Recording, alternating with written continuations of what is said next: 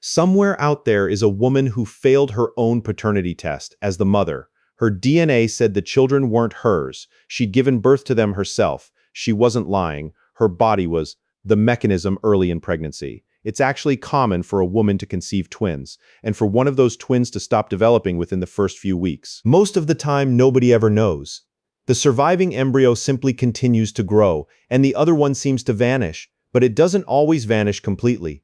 Sometimes the surviving twin absorbs cells from the one that stopped developing. Those cells don't just disappear, they get folded into the surviving twin's own body and keep dividing, right alongside the original set of cells. The result is a person born with two separate sets of DNA in one body. One set from themselves, one set from a twin who never made it to birth. This condition is called chimerism, named after the mythical creature that was part lion, part goat, part snake, one body, multiple origins. The myth. Here's the mythbuster. DNA is supposed to be the one thing that's completely unquestionably yours, unique, unchangeable, proof of identity. For a chimera, that's not true. Depending on which cells were tested, a DNA test on a chimeric person can return two different results from the same person.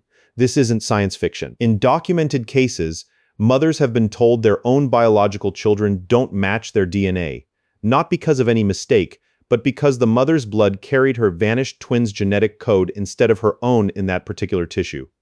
Different parts of a chimeric person's body can carry different DNA. Blood might match one twin. Skin might match the other. It depends entirely on where those absorbed cells ended up. How you'd actually notice, most people with chimerism never find out. There's often no visible sign at all. The two cell lines simply coexist quietly for an entire lifetime. But sometimes the evidence shows up on the outside. Some chimeras have two different eye colors, one from each cell line.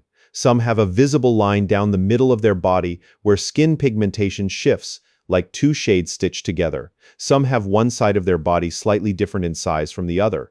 In rarer cases, the two absorbed cell lines can even carry different chromosomes, meaning a chimera's body can develop with a mix of both male and female genetic material, sometimes producing ambiguous physical traits at birth.